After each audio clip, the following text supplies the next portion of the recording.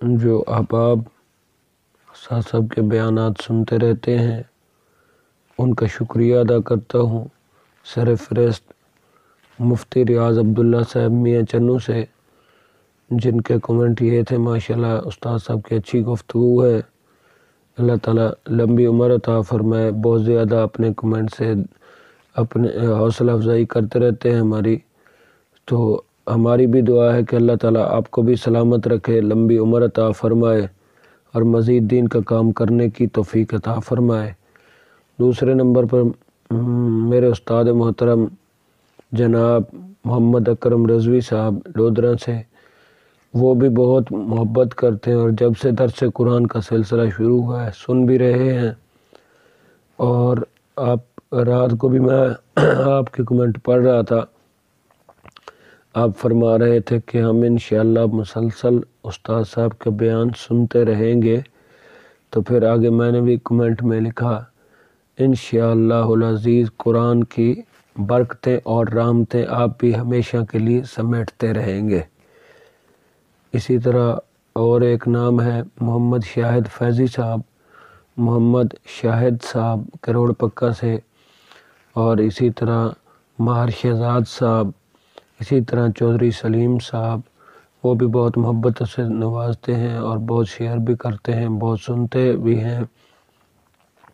اسی طرح بھائی محمد اکرم صاحب ہمارے مقتدی ہیں، وہ بھی اکثر استاد صاحب کے درس قرآن کو سنتے اور شیئر کرتے رہتے ہیں۔ اسی طرح لاہور سے پیر سید منصوب الحسنین شاہ صاحب، وہ بھی اکثر سنتے رہتے ہیں اور اب شیئر بھی کرتے رہتے ہیں۔ اسی طریقے سے فیصل آباد سے قاری محمد افضل نظامی چشتی صاحب، وہ بھی اکثر استاد صاحب کے بیان کو سنتے اور شیئر کرتے رہتے ہیں۔ اور اسی طریقے سے مولانا غلام دستگیر صاحب خیر پور سے، وہ بھی اکثر استاد صاحب کے بیان کو سنتے اور شیئر کرتے رہتے ہیں۔ اور اسی طریقے سے مولانا محمد ممتاز اویسی صاحب لاہور سے، وہ بھی اکثر استاد صاحب کے بیانات کو سنتے اور شیئر کرتے رہتے ہیں۔ پیرزادہ صلاح الدین صاحب خیر پور سے، وہ بھی اکثر استاد صاحب کے بیانات کو سنتے اور شیئر کرتے رہتے ہیں۔ اور اسی طریقے سے محمد مسعود وگن صاحب، وہ خود بھی سنتے ہیں اور اپنے گھر والوں کو بھی سناتے ہیں، ہم ان کا بھی شکریہ ادا کرتے ہیں۔ اور بھی جتنے دوست احباب، اور اسی طرح ڈاکٹر محمد شہزاد نقشبندی صاحب اپنا جہانیہ سے، وہ بھی اکثر حوصلہ افزائی فرماتے رہتے ہیں اور اس پر بہت زیادہ خوش ہوتے رہتے ہیں۔ اللہ تعالیٰ آپ کو بھی سلامت رکھے، اور مزید آگے سے بھی امید ہے کہ انشاءاللہ اسی طریقے سے حوصلہ افزائی فرماتے رہیں گے۔ اور بھی جتنے دوست احباب، قاری محمد اسلم صاحب شاہدرہ سے، وہ بھی اکثر حوصلہ افزائی کرتے رہتے ہیں اور درس قرآن کو سنتے رہتے ہیں۔ آئندہ سے بھی امید ہوگی جتنے بھی ہمارے بزرگ، ہمارے بڑے اسی طرح ہماری سرپرستی بھی فرماتے رہیں گے اور ہمارے ساتھ خصوصی تعاون بھی فرماتے رہیں گے۔ اور اسی طرح محمد احمد رضا رضوی صاحب، وہ بھی بہت کوشش کرتے ہیں، محنت کرتے ہیں، سلسلے کو آگے چلا رہے ہیں۔ محمد عمران سیفی صاحب، وہ بھی بہت ہمت اور کوشش کر رہے ہیں، ساتھ مل کے کام کر رہے ہیں، محمد عمران صاحب۔ اور جتنے بھی محمد حماد نذیر صاحب، وہ بھی بڑی کوشش اور جد و جہد کر رہے ہیں، سلسلے کو آگے پھیلا رہے ہیں۔ اللہ تعالیٰ ہم سب کو عمل کی توفیق عطا فرمائے اور اس سلسلے کو آگے پہنچانے اور لوگوں تک بھی اس کو پہنچانے کی توفیق عطا فرمائے، کیونکہ اس کو پہنچانے میں اجر ہے، اس کو پہنچانے میں ثواب ہے آگے، کیونکہ خالصتاً درس قرآن چل رہا ہے، جتنا لوگوں تک زیادہ یہ پہنچے گا اتنا ہی ثواب ملے گا۔ ایک وقت وہ تھا، ایک وقت میں رسی کی ضرورت تھی، کچھ سامان باندھنا تھا، تو حضور علیہ الصلوۃ والسلام نے ارشاد فرمایا یہ رسی کون دے گا؟ تو حضرت سیدنا صدیق اکبر رضی اللہ عنہ کی بیٹی، انہوں نے آگے بڑھ کر وہ رسی دی، حضور علیہ الصلوۃ والسلام نے جنت کی بشارت سنا دی، فرمایا یہ مشکل وقت ہے، اوکھا وقت ہے، اس میں آپ نے اتنی اسلام کی مدد کی، میں جنت کی بشارت سناتا ہوں۔ دیکھیے کیسا ماحول تھا، سیدنا صدیق اکبر رضی اللہ عنہ سارا مال لے کر حضور کی بارگاہ میں پہنچے ہیں، تو آپ نے فرمایا صدیق گھر کیا چھوڑ کر آئے ہو؟ عرض کرتے ہیں یا رسول اللہ گھر اللہ اور اس کے رسول چھوڑ کر آیا ہوں۔ جب آپ کے والد اور آپ کی بیٹی کے دادا جان آئے ہیں، پوچھا بیٹی گھر کیا چھوڑ کر گئے ہیں؟ تو انہوں نے برتن کے اندر پتھر ڈال کے اور زور سے اس کو کھڑکایا۔ اب بتاتی ہیں دادا جان میرے والد صاحب یہ بہت پیسے چھوڑ کر گئے ہیں۔ تو کیا ماحول تھا گھروں کے اندر، اور ایک بزرگ تھے جن کے 10,000 مرید تھے۔ تو کیا ہوا، ایک دفعہ اچانک بادشاہ نے آپ نے ارشاد فرمایا کہ جو میری چادر کے نیچے آئیں گے نا قیامت کے دن، وہ جتنے بھی لوگ ہیں میری چادر کے نیچے ہوں گے میرے مرید۔ تو بادشاہ حیران ہو کر اس نے سوال کیا حضور یہ تو 2 گز چادر ہے، اس کے نیچے تو زیادہ سے زیادہ 4-5 بندے آ جائیں گے، 10,000 مرید کیسے آئیں گے آپ کے؟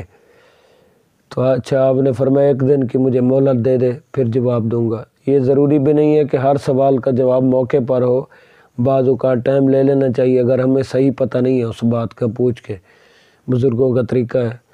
تو اس دن شام کو کیا ہوا، بادشاہ کی چوری ہو گئی اور اس نے پردہ لٹکایا ہوا تھا، سب کو بلا لیا، دروازہ کھول کے دیکھتا ہے تو سارے لوگ اسی طرف انگلیاں کر کے اشارہ کرتے ہیں، الزام ان پر لگا دیا لوگوں نے کہ چور یہی ہے، بزرگ جو تھے۔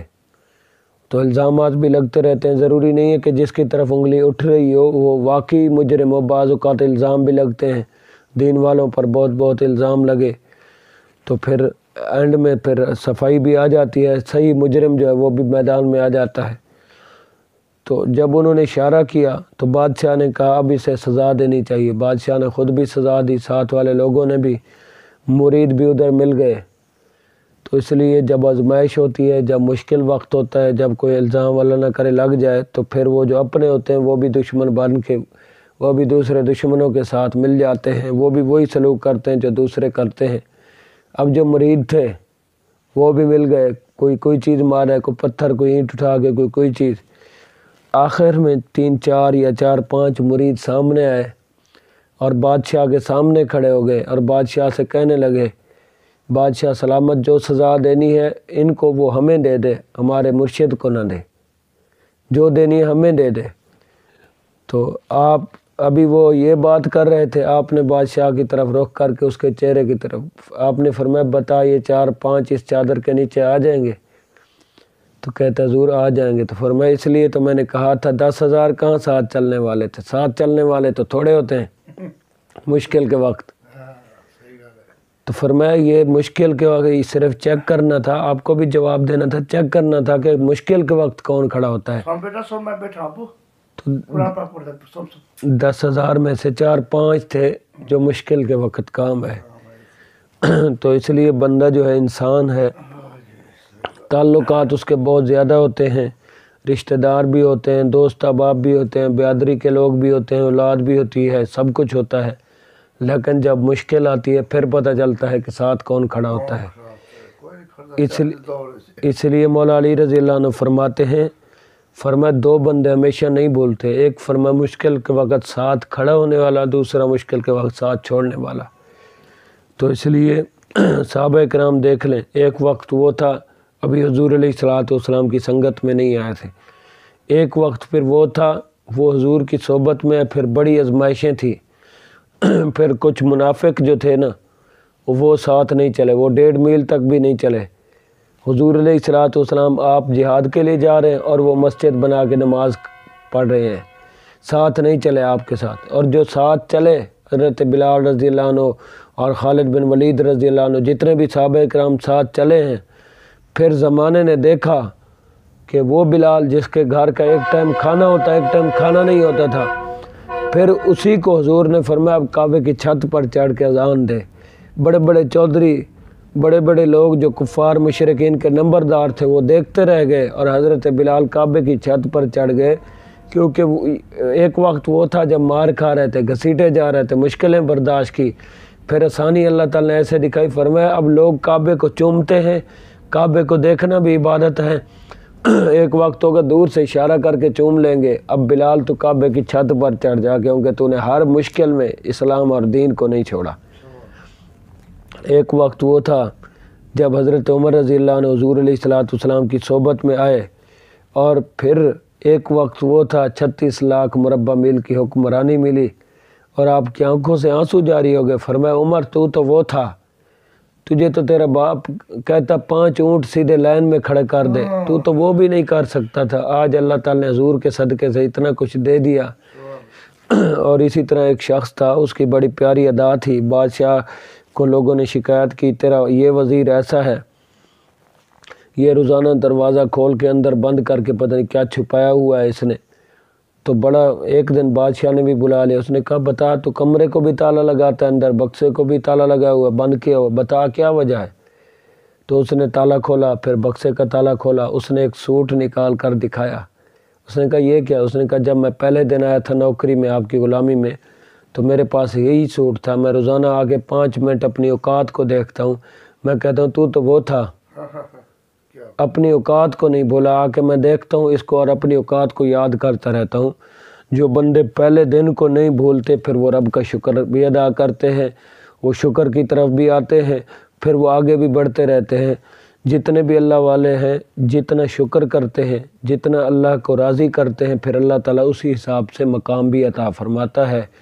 اللہ تعالیٰ ہماری یہ چند منٹ کی گفتگو اپنی بارگاہ کے اندر قبول و منظور فرمائے۔ آمین بجاہ نبی الامین۔